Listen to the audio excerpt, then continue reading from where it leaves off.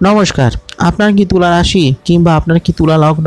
তাহলে আজকের পর্বটা আপনার জন্য খুবই গুরুত্বপূর্ণ হতে চলেছে। গুরুত্বপূর্ণ হওয়ার অনেকগুলো কারণ হলো, প্রথমত হলো এই মাসে অনেকগুলো গ্রহের ট্রানজিট হচ্ছে, যেটা অত্যন্ত গুরুত্বপূর্ণ।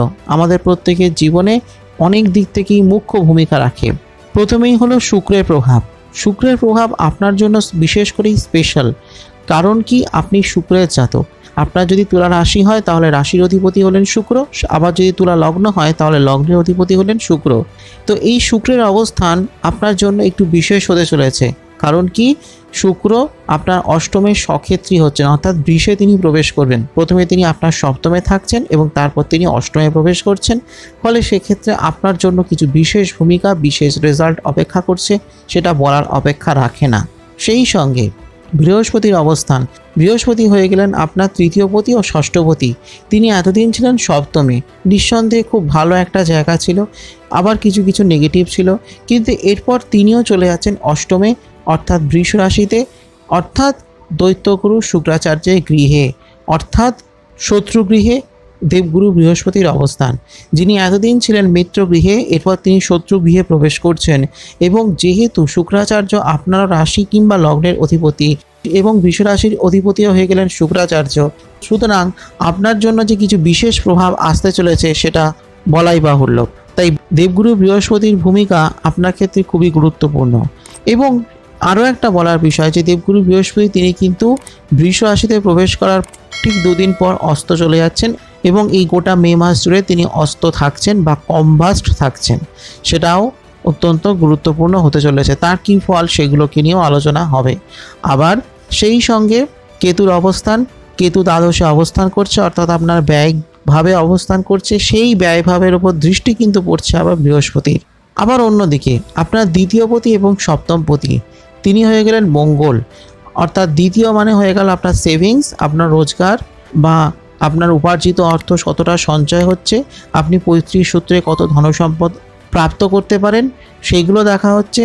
আবার সেই সঙ্গে আপনার বাক, আপনার কথা, সেটা কতটা স্ট্রং হচ্ছে, এগুলো বিচার্য হয়ে থাকে আপনার দ্বিতীয় ঘর থেকে। এবং সেই সঙ্গে আপনার সপ্তম গৃহ, অর্থাৎ আপনার প্রেম, দাম্পত্য জীবন, পার্টনার, বন্ধুত্ব এবং সেই সঙ্গে বিজনেস বা ব্যবসা, এগুলো দেখা হচ্ছে সেভেন্থ হাউস থেকে। এবার এই দ্বিতীয়পতি ও সপ্তমপতি কোথায় চলে যাচ্ছে না, আপনার ষষ্ঠে। এবার ষষ্ঠ মানে হয়ে গেল রোগ, জ্বালা, রিপু, শত্রু ইত্যাদি হয়ে গেল ষষ্ঠ গৃহ। এবার ষষ্ঠ গৃহে অবস্থান করছে রাহু, এবং রাহু আগের থেকেই অবস্থান করছে এবং সেখানে অবস্থান করতে চলেছে মঙ্গল। ফলে এটি অঙ্গারক যোগ তৈরি হতে চলেছে। অঙ্গারক যোগ তৈরি হচ্ছে ঠিকই, কিন্তু সেটা কি সত্যিই খুব একটা ভয়াবহ হতে চলেছে কি? কারণ কি, যেহেতু এই অঙ্গারক যোগটি ঘটছে মীন রাশিতে, অর্থাৎ জল রাশিতে, ফলে তার কি এফেক্ট সেগুলোকে নিয়েও একটা বিস্তারিত আলোচনা থাকবে। এবং সেই সঙ্গে এই মাসের কিছু করণীয় বিশেষ প্রতিকার, এবং এই মাসে আপনার জন্য লাকি বা শুভ তারিখ কোনগুলো সেগুলোকে নিয়েও ধাপে ধাপে আলোচনা করব। তাই প্রত্যেকটি বিষয় জানতে একদম এপিসোডটা শেষ অবধি ভালোভাবে দেখবার অনুরোধ রইল, কোথাও স্কিপ না করে। ভালো লাগলে একটা লাইক করে দেবেন, শেয়ার করে দেবেন সকলকে, আর অবশ্যই কমেন্ট করে জানাবেন আপনার কেমন লাগলো। সেই সঙ্গে অ্যাস্ট্রো আয়ুষ চ্যানেলে যদি আজ আপনি প্রথম হন তাহলে চ্যানেলটিকে এখনই সাবস্ক্রাইব করে পাশের বেল আইকনটায় ক্লিক করে রাখুন, ফলো করে রাখুন অ্যাস্ট্রো আয়ুষ ফেসবুক পেজ, যাতে যখনই আমি যে তথ্য আপলোড করব তার নোটিফিকেশন সবার আগে আপনার কাছে পৌঁছয়। তাহলে মঙ্গলের এফেক্ট আপনার জীবনে একটি গুরুত্বপূর্ণ প্রভাব রাখে, অর্থাৎ আপনার ধনসম্পদ, আপনার সেভিংস, আপনার প্রপার্টি, আপনার অর্থ সম্পদ, সেই সঙ্গে আপনার প্রেম, আপনার দাম্পত্য জীবন, আপনার বিবাহের কারগ্রহ হলেন মঙ্গল, অর্থাৎ মঙ্গল আপনার বিয়েকে দেখছে, একজন ব্যক্তির বিয়ের যোগকে দেখছে। তো তুলা রাশি বা তুলা লগ্নের ক্ষেত্রে যেহেতু তিনি আপনার সপ্তমপতি, অর্থাৎ মঙ্গলের ক্ষেত্র কিন্তু আপনার জীবনে অনেক দিক থেকেই বিশেষ ভূমিকা রাখে। এবং সেই সঙ্গে মঙ্গল কোথায় অবস্থান করছে এবং যেখানে অবস্থান করছে সেখানে বসে তার দৃষ্টি কোন দিকে কোথায় পড়ছে সেগুলোকেও বিচার করতে হয়। তো এবার কি হচ্ছে না, আপনার দ্বিতীয়পতি এবং সপ্তমপতি কোথায় চলে যাচ্ছে না, আপনার ষষ্ঠে চলে যাচ্ছে। ষষ্ঠ গৃহ হয়ে গেল মানে আপনার মীন রাশি। এবার মীন রাশি অধিপতি আপনার অষ্টমে চলে গেল, খুব ভালো কথা। কিন্তু মীন রাশির তত্ত্ব হলো জলতত্ত্ব, মঙ্গলের তত্ত্ব হলো অগ্নিতত্ত্ব, রাহুর তত্ত্ব হলো বায়ু বা বলতে পারেন বায়বীয়। তো এবার কি হচ্ছে না, যখন রাহু এবং মঙ্গল তারা যখন কাছাকাছি চলে আসে, মানে মঙ্গলের আগুনকে বাড়িয়ে দিচ্ছে রাহু, কারণ কি রাহু হলো হাওয়া, ফলে মঙ্গলের যে তেজ, তার যে আগুনের যে তীব্রতা, সেটা কোথাও গিয়ে বৃদ্ধি পেয়ে যাচ্ছে। কিন্তু এই যে তীব্রতাটা যে বৃদ্ধি পাচ্ছে, একটা ছোট্ট দেশলাই কাঠি জ্বলতেই যে সেটা ভয়াবহ একটা অগ্নিকাণ্ডের রূপ নিতে পারে, সেটা নিতে পারে তখনই যখন যদি সেটা বায়ুতত্ত্বে ঘটে থাকে। অর্থাৎ এই অঙ্গারক যোগটি যদি বায়ুতত্ত্বে ঘটতো, কিংবা যদি অন্ততপক্ষে অগ্নিতত্ত্বের বা অগ্নিরাশিতেও যদি হতো, তাহলে সেক্ষেত্রে কিছুটা চিন্তার ক্ষেত্র ছিল। কিন্তু হচ্ছে না কোথায়? আপনার ঠিক ষষ্ঠের জলতত্ত্বে গিয়ে। মীন রাশির তত্ত্ব হলো জল, ফলে জলে যেই এই অঙ্গারক যোগটি সৃষ্টি হলো, মানে আপনার যে নেগেটিভ এফেক্টটা সেটা কোথাও গিয়ে হ্রাস পেয়ে গেল। অর্থাৎ এই যে আগুনের যে ভয়াবহ রূপটা, সেটা কোথাও গিয়ে কমে গেল। আগুনটা প্রচণ্ড রূপ ধারণ করতে গিয়েও আর ধারণ করতে পারলো না, কারণ কি সে জলে পড়ে গেল বলে। তাই এবং অঙ্গারক যোগে যে নেগেটিভ এফেক্টটা সেটা কোথাও গিয়ে হ্রাস পেয়ে গেল। এবার এই ঘটনাটি ঘটছে কোথায়? না আপনার রাশির ষষ্ঠে বা আপনার লগ্নের ষষ্ঠে। ষষ্ঠ মানে হয়ে গেল আপনার রোগ, রিপু, শত্রু, জ্বালা এবং সেই সঙ্গে উপচয়ের জায়গা। অর্থাৎ আপনার সেভিংসটা এখান থেকেও দেখা হয়, সঞ্চয়টা এখান থেকেও দেখা হয়। তো সেখানে যখন মঙ্গল এবং রাহুর একটি অঙ্গারক যোগ সৃষ্টি হলো, ফলে সেক্ষেত্রে কিছু কিছু সামান্য নেগেটিভ এফেক্ট আপনার ওপর থাকতে পারে।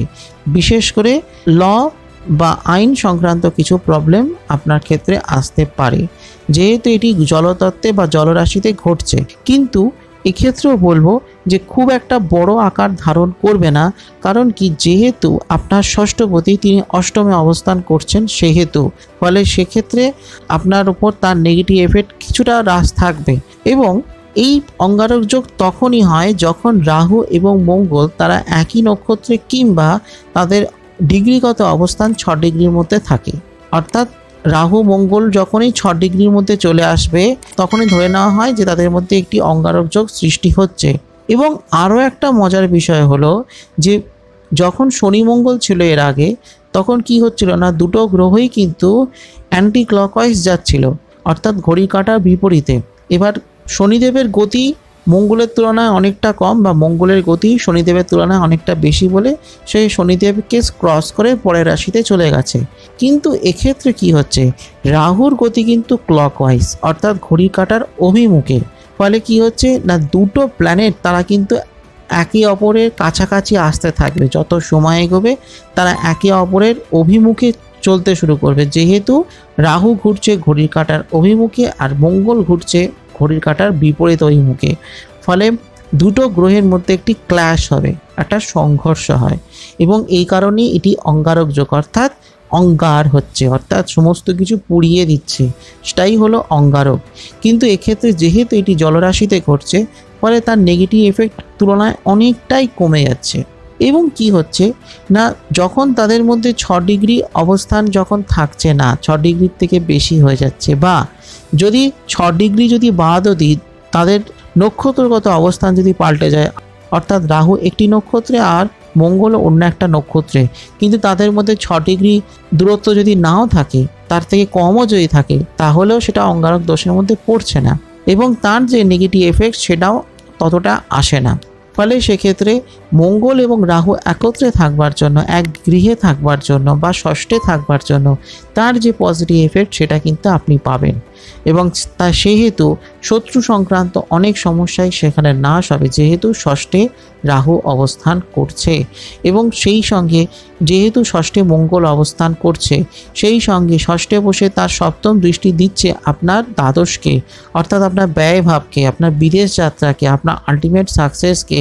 তো সেখানে কেতু অবস্থান করছে, ফলে কেতুর যে নেগেটিভ এফেক্ট সেটাও খানিকটা কমিয়ে দিচ্ছে মঙ্গলের এফেক্ট, অর্থাৎ আপনার বিদেশ সংক্রান্ত কাজ, বিদেশে গিয়ে পড়াশোনার ইচ্ছে বা বৈদেশিক কোনো ব্যবসা বাণিজ্য, সেগুলো কিন্তু আপনার জন্য অনেক দিক থেকেই ভালো হতে চলেছে।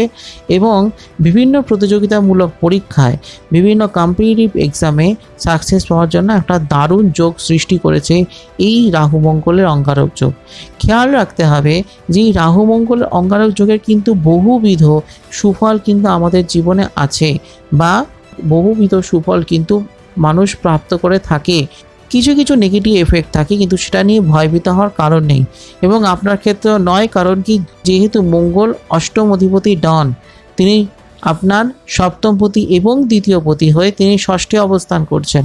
ফলে সেক্ষেত্রে খুব একটা ভয়ভীত হওয়ার কারণ নেই, বরং অনেক দিক থেকেই পজিটিভ এফেক্ট পাবেন। কারণ কি, এই ষষ্ঠ কিন্তু আপনার দ্বিতীয় এবং সপ্তম হাউসকে কানেক্ট করছে, তো সেটা অনেক দিক থেকেই পজিটিভ। আপনার প্রেম দাম্পত্য জীবনের জন্য কিন্তু অনেক দিক থেকেই পজিটিভ এফেক্ট দেবে। আবার অর্থপ্রাপ্তি, অর্থ রোজগার, ধনসম্পত্তি প্রাপ্তির ক্ষেত্রে বা উত্তরাধিকার সূত্রে ধনসম্পদ প্রাপ্তির ক্ষেত্রে একটা ভালো ক্ষেত্র। আবার কোনো আইনি বিবাদ যদি হয়, উত্তরাধিকার কোনো সম্পত্তি নিয়ে, শরিকি কোনো সম্পত্তি নিয়ে যদি মামলা মকদ্দমা চলে, তাহলেও কিন্তু সেখানে আপনি ভালো সাকসেস পেতে পারেন।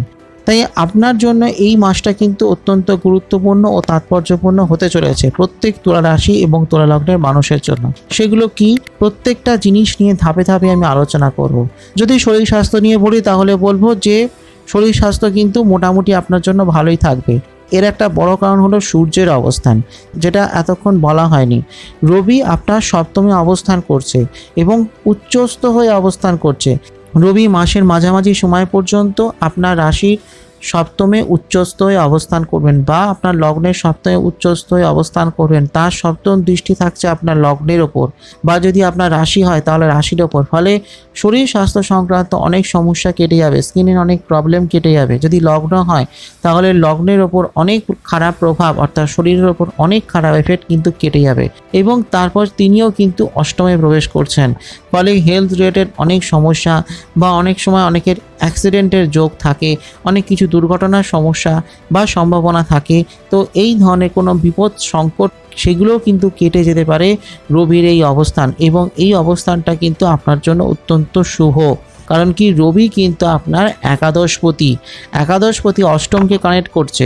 ফলে সেক্ষেত্রে আপনার এনার্জি কোথাও বৃদ্ধি পাবে, আপনার অর্থ সম্পদ প্রাপ্তি অনেকটা বৃদ্ধি পাবে। এবং আপনি যে অর্থ রোজগার করবেন, সেই উপার্জিত অর্থ কিন্তু আপনার ধন সম্পদ কেনার ক্ষেত্রে বা প্রপার্টি, স্থাবর অস্থাবর সম্পত্তি ক্রয় করবার ক্ষেত্রে ব্যয়িত হতে পারে, যেটা আপনার জন্য অবশ্যই ভালো। এবং সেই সঙ্গে বলবো যে শনিদেব যেহেতু পঞ্চমে বসে আছে এবং শুক্র যেহেতু অষ্টমে বসে আছে একাদশপতি, এবং যেহেতু ষষ্ঠে রাহু মঙ্গল, এবং সেই সঙ্গে এখানে বুধও অবস্থান করবে, বুধও কিন্তু আপনার ষষ্ঠে অবস্থান করছে। তো সেক্ষেত্রে হেলথ রিলেটেড কিছু কিছু সমস্যা কিন্তু আপনার আসতে পারে, এবং কিছু স্কিনের কিছু প্রবলেম, র্যাশ, অ্যালার্জি, ব্রণ ইত্যাদি কিছু সমস্যা হতে পারে। মহিলাদের ক্ষেত্রে স্কিন সংক্রান্ত কিছু প্রবলেম কিন্তু হতে পারে, বা পিরিয়ডসের কিছু প্রবলেম কিন্তু হতে পারে। ব্লাড রিলেটেড কিছু সমস্যা, ইউরিক অ্যাসিড, কোলেস্টেরল বা blood sugar, blood pressure, blood সংক্রান্ত বা রক্ত সংক্রান্ত কিছু প্রবলেম কিন্তু হতে পারে। এবং মাসের মাঝামাঝি সময় পর্যন্ত এই প্রবলেমটা কিছুটা হবে, কিন্তু যখনই রবি অষ্টমে প্রবেশ করবে তখনই কিন্তু এই ধরনের প্রবলেমগুলো আস্তে আস্তে কমতে থাকবে। এবং মহিলাদের নানান রকম সমস্যা হয়ে থাকে, সেই সমস্যাগুলো অনেকটা কম থাকবে। এবং আরও একটা জিনিস, যদি আপনার চোখ সংক্রান্ত বা ইউরিন সংক্রান্ত বা কিডনি সংক্রান্ত বা গল ব্লাডার সম্পর্কিত যদি কোনো সমস্যা থাকে, আগের থেকেই যদি কোনো সমস্যা থাকে, তাহলে বি সিরিয়াস, একটু সতর্ক হন, একটু সাবধান হন। কোনো রকম কোনো সমস্যা কিন্তু ফেলে রাখলে চলবে না। এবার যদি আপনার প্রেম বা দাম্পত্য জীবন নিয়ে বলি, তাহলে বলবো যে শনিদেবের পঞ্চমে অবস্থান সেটা আপনার প্রেম জীবনের জন্য কিন্তু অনেকটা ভালোই হবে।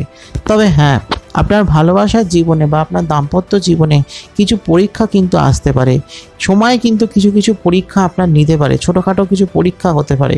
তাই সেদিকেও একটু খেয়াল রাখবেন। সে আপনি বিবাহিত হন কিংবা অবিবাহিত হন, আপনি যদি কাউকে ভালোবেসে থাকেন, তাহলেও কিন্তু কিছু কিছু পরীক্ষা আপনার জীবনে আসবে। শনিদেব কিন্তু মানুষের যেখানেই থাকুক না কেন, তিনি মানুষের নানানভাবে পরীক্ষা নিয়ে থাকেন। তো এক্ষেত্রে বলবো যে আপনার প্রেম দাম্পত্য জীবনটা কিন্তু মোটের ওপর ভালো। শুক্রের অবস্থান আপনার সপ্তমে এবং তারপর অষ্টমে প্রবেশ করছে, সেটা কিন্তু আপনার জন্য ভালো। বিবাহের কিন্তু যথেষ্ট যোগ আছে এবং আপনার বিয়ে হওয়ার কিন্তু একটা যথেষ্ট প্রবল সম্ভাবনা আছে। আপনি যদি বিয়ে করতে চান তাহলে কিন্তু বিয়ে হতে পারে। তবে হ্যাঁ, একটা কথা বলে রাখি, যেহেতু 3রা মে থেকে আর 3রা জুন এই একটি মাস দেবগুরু বৃহস্পতি অস্ত থাকছেন, অর্থাৎ কম্বাস্ট হয়ে যাচ্ছেন। ফলে সেক্ষেত্রে এই সময়ের মধ্যে বিয়ে করবেন না, বিয়ে না করাটাই বেটার। যেহেতু দেবগুরু বৃহস্পতি অস্ত থাকছেন, তাই সে কারণে এই সময়ের মধ্যে বিয়ে না করলেই সব থেকে ভালো।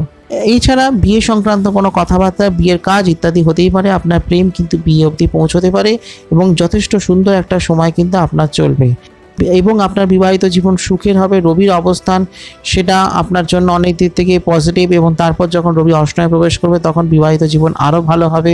শুক্রের অবস্থান সেটাও কিন্তু আপনার ভালো, আপনার অষ্টমে চলে যাচ্ছে, ফলে সেক্ষেত্রে আপনার প্রেম দাম্পত্য জীবন সেগুলো কিন্তু অনেকটাই বৃদ্ধি পাবে। হ্যাঁ, আর একটা জিনিস হতে পারে, সেটা হলো আপনার একটু রাগ ক্রোধ এগুলো কিন্তু বাড়তে পারে, তাই একটু নিয়ন্ত্রণ রাখুন নিজের মেজাজ, নিজের ক্রোধ রাগ এই উত্তেজনা সেগুলোকে নিয়ন্ত্রণ রাখা ভীষণভাবে জরুরি, যাতে আপনার সম্পর্কের ওপর কোনো রকম কোনো দুষ্প্রভাব না পড়ে। তার জন্য আপনার নিজের ক্রোধ রাগকে নিয়ন্ত্রণ রাখতে হবে। আবার সেই সঙ্গে যেহেতু ষষ্ঠে রাহু মঙ্গল থাকছে, আবার সেই সঙ্গে অষ্টমে রবির সঙ্গে শুক্রের অবস্থান, বুধের অবস্থান, সেই সঙ্গে বৃহস্পতির অবস্থান, ফলে এই যে গ্রহযোগগুলো হচ্ছে এর অনেক পজিটিভ যেমন এফেক্ট আছে, ঠিক অ্যাজ ওয়েল অ্যাজ কিছু কিছু জায়গায় নেগেটিভ এফেক্ট থাকছে এবং সেগুলো আপনার প্রেম দাম্পত্য জীবনের ক্ষেত্রে কিন্তু হতে পারে। তাই একটু সতর্ক থাকুন এবং নিজের ক্রোধ রাগ এগুলোকে এখন থেকেই নিয়ন্ত্রণে রাখুন।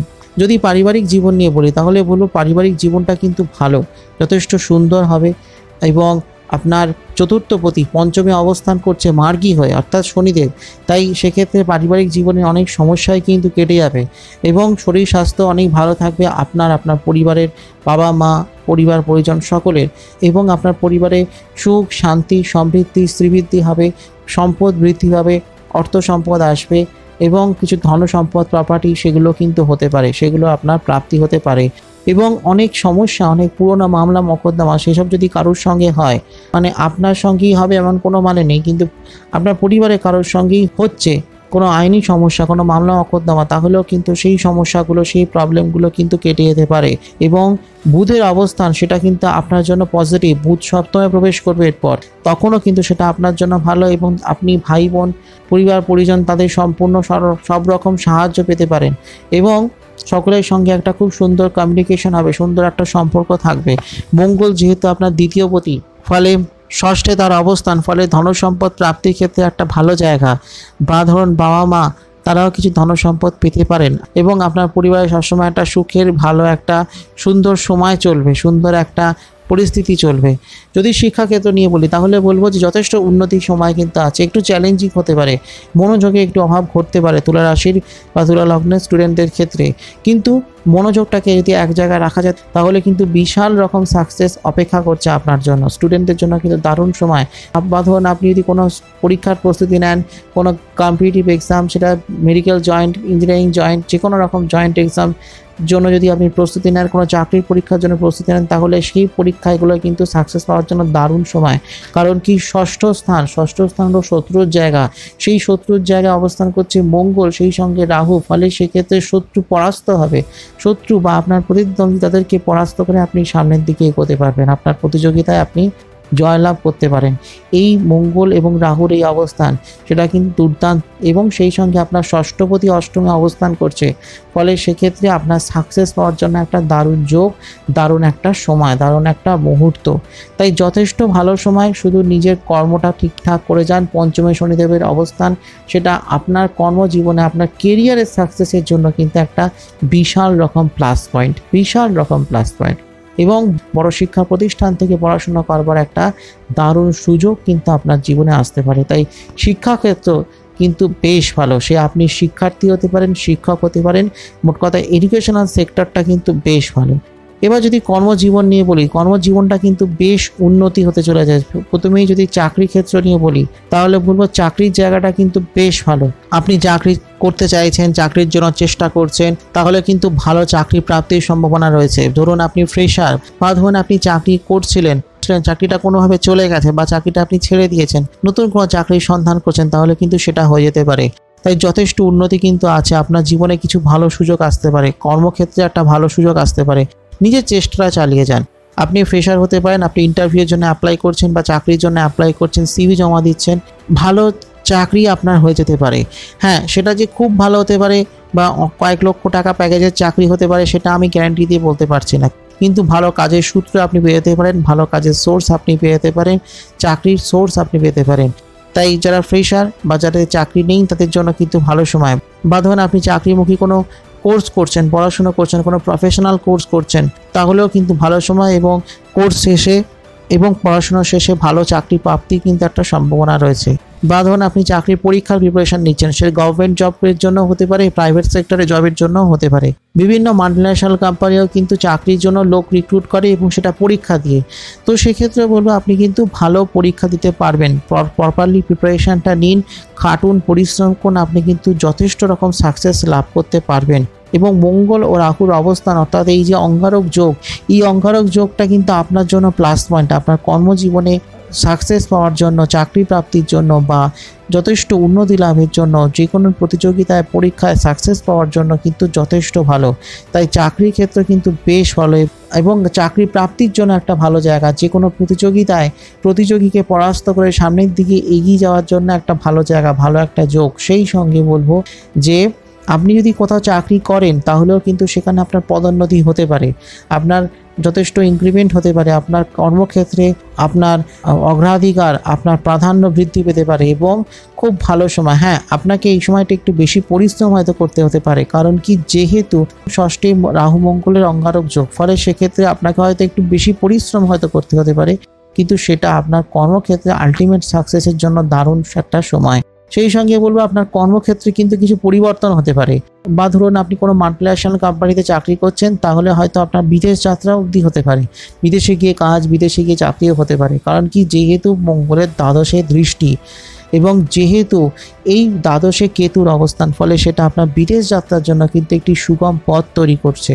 বা আপনার চাকরি সেটা অন্য রাজ্যেও হতে পারে, বা অন্য স্টেটেও হতে পারে, বা অন্য ডিস্ট্রিক্টেও হতে পারে, অন্য জেলাতেও হতে পারে। তো সেটাও কিন্তু হওয়ার সম্ভাবনা আছে। মোট কথা আপনার চাকরির যে কর্মক্ষেত্রটা, যেখানে আপনি কাজ করছেন, সেই কর্মক্ষেত্রে কিছু পরিবর্তন হতে পারে। বা ধরুন আপনি এমন একটা কোথাও চাকরি করছেন, সেখান থেকে হয়তো আপনি কোনো বেটার কোম্পানিতে চাকরির একটা অফার পেয়ে গেলেন, সেটাও কিন্তু হতে পারে। আকস্মিক কিছু উন্নতি আপনার কর্মজীবনে হওয়ার প্রবল সম্ভাবনা আছে। এবার যদি আপনার ব্যবসা নিয়ে বলি, তাহলেও বলবো ব্যবসার ক্ষেত্রটা কিন্তু খুবই ভালো। নতুন কাজ আপনি শুরু করতে পারেন, আপনার জীবনে যথেষ্ট উন্নতি অপেক্ষা করছে। তবে হ্যাঁ, একটু ধৈর্যশীল হতে হবে, ধৈর্য রাখতে হবে, পেশেন্স রাখতে হবে এবং অনেক বেশি বিচক্ষণ হতে হবে। যখন যেখানে আপনি টাকা ইনভেস্ট করবেন, টাকা লাগাবেন, দেখে নিন যেখানে আপনি টাকা ইনভেস্ট করছেন সেটা আপনার জন্য সুটেবল কি না। তাই আপনাকে একটু বিচক্ষণ হতে হবে এবং যথেষ্ট উন্নতি কিন্তু আপনার জীবনে থাকছে। এবং আপনার ব্যবসার ক্ষেত্রে যদি কোনো বাধা বিঘ্ন থাকে, কোনো সমস্যা থাকে, তাহলে সেই বাধা বিঘ্নগুলো কিন্তু অনেকটাই কমে যাবে। এবং বুধের অবস্থান সেটা কিন্তু আপনার ব্যবসার ক্ষেত্রটাকে অনেকটাই পজিটিভ করবে। আপনার সপ্তমপতি মঙ্গল ঠিকই, অর্থাৎ আপনার ব্যবসাকে দেখছে মঙ্গল, এটা ঠিক। এবং মঙ্গলের অবস্থান যেহেতু রাহুর সঙ্গে, ফলে সেটা আরও অনেকটা বুস্ট আপ করবে আপনার ব্যবসায়িক ক্ষেত্রকে। মঙ্গলের এই রাহুর সঙ্গে বসে অঙ্গারক যোগ, সেটাই আপনার ব্যবসার ক্ষেত্রকে অনেক দিক থেকেই স্ট্রং করবে। কিন্তু আলটিমেটলি আপনার ব্যবসার ক্ষেত্রে যে গ্রহকে সবার আগে দেখতে হয় তিনি হলেন বুধ।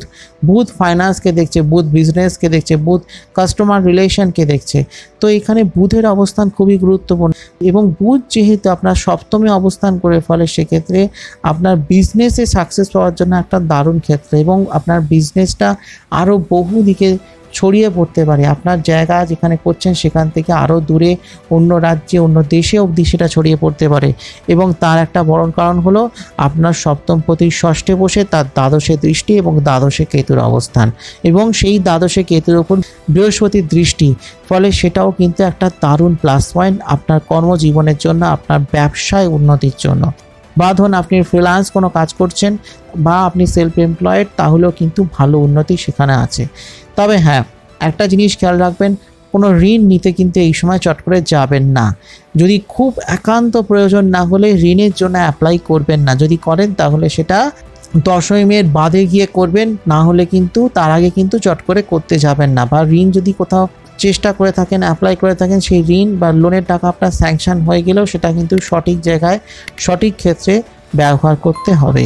যদি অর্থনৈতিক ক্ষেত্র নিয়ে বলি, তাহলে বলবো যথেষ্ট ভালো, কিন্তু একটা স্ট্রং জায়গা। কারণ কি আপনার দ্বিতীয় পতির ষষ্ঠে অবস্থান, সেই সঙ্গে আপনার একাদশ পতির সপ্তমে অবস্থান, এবং সেই সঙ্গে আপনার ষষ্ঠে মঙ্গলের অবস্থান, যিনি দ্বিতীয় পতি এবং সপ্তম পতি। ফলে আপনার অর্থনৈতিক ক্ষেত্র কিন্তু খুব ভালো, আয় বৃদ্ধি পাবে, রোজগার আরও বৃদ্ধি পাবে, একাধিক সোর্স থেকে ইনকাম হতে পারে। যেহেতু রাহু মঙ্গল এবং বুধের অবস্থান আপনার ষষ্ঠে, ফলে একাধিক সোর্স থেকে আপনার অর্থ উপার্জন হতে পারে এবং আপনার আয় কিন্তু খুবই ভালো হবে।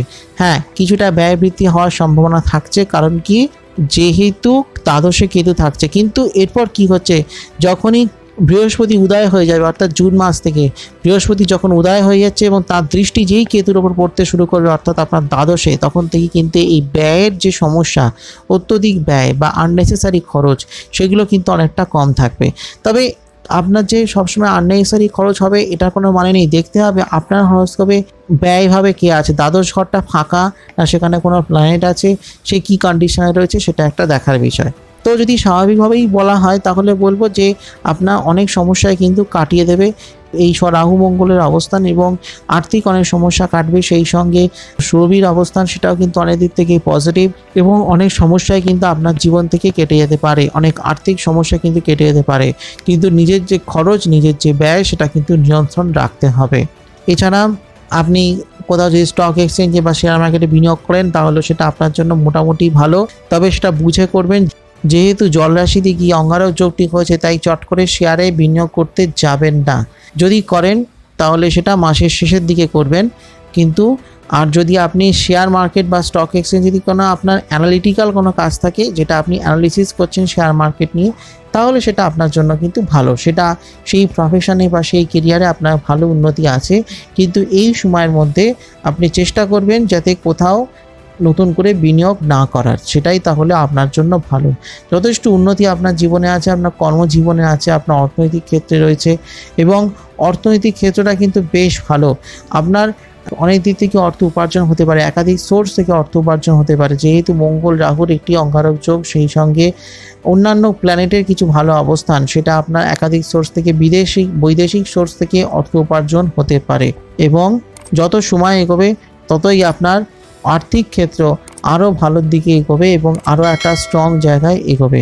এছাড়া কি না, এই মাসে কিছু করণীয় প্রতিকার যেটা করলে পরে আপনার জন্য খুবই ভালো, সেটা হলো প্রত্যেক বুধবার করে যদি আপনি কালো তিল দান করতে পারেন, এবং এটা যদি প্রত্যেক বুধবার করে যদি সন্ধেবেলায় যদি আপনি কালো তিল দান করতে পারেন, যে কোনো মন্দিরে, বিশেষ করে যদি বড় বাবার মন্দির হয় বা শনিদেবের মন্দির হয়, তাহলে সেখানে আপনি দান করতে পারেন। এছাড়া বৃহস্পতিবার করে যদি কোনো আপনি গরুকে খাওয়াতে পারেন, সেটাও তাহলে ভীষণ ভালো। বৃহস্পতি সহ সমস্ত গ্রহের, নবগ্রহের সমস্ত অশুভতা নাশ হয়ে থাকে। এছাড়া প্রত্যেক দিন স্নান করে একটুখানি পারফিউম বা বডি স্প্রে লাগিয়ে নেবেন। এছাড়া আপনার জন্য এই মাসে কিছু শুভ তারিখ বা লাকি ডেটগুলো হচ্ছে 1, 2, 3, 11, 12, 15, 16, 17, 23, 24, 27, 28, 29, 30, 31। এই তারিখগুলো ভালো। এই তারিখগুলো আপনি কোনো শুভ কাজ শুরু বা আরম্ভ করতে পারেন, আপনার জন্য লাকি হতে পারে।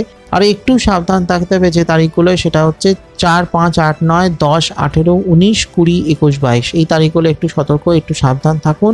আর বাদ বাকি গোটা মাসটা কিন্তু আপনার জন্য অনেকভাবেই ভালো এবং তাৎপর্যপূর্ণ ঘটতে চলেছে। তো এটাই ছিল আমার আজকে অতি সংক্ষিপ্ত আলোচনা। যদি ভালো লাগে তাহলে একটা লাইক করে দেবেন, শেয়ার করে দেবেন সকলকে, আর অবশ্যই কমেন্ট করে জানাবেন আপনার কেমন লাগলো, আপনার প্রশ্ন বা মতামত। সেই সঙ্গে অ্যাস্ট্রো আয়ুষ চ্যানেলে যদি আজ আপনি প্রথম হন তাহলে চ্যানেলটিকে সাবস্ক্রাইব করে রাখুন, পাশের বেল আইকনটায় ক্লিক করে রাখুন, আর ফলো আর লাইক করতে ভুলবেন না অ্যাস্ট্রো আয়ুষ ফেসবুক পেজ। আসছি খুব শীঘ্রই আগামী পর্বে আরও কিছু নতুন তথ্য নিয়ে। ততক্ষণের জন্য নমস্কার।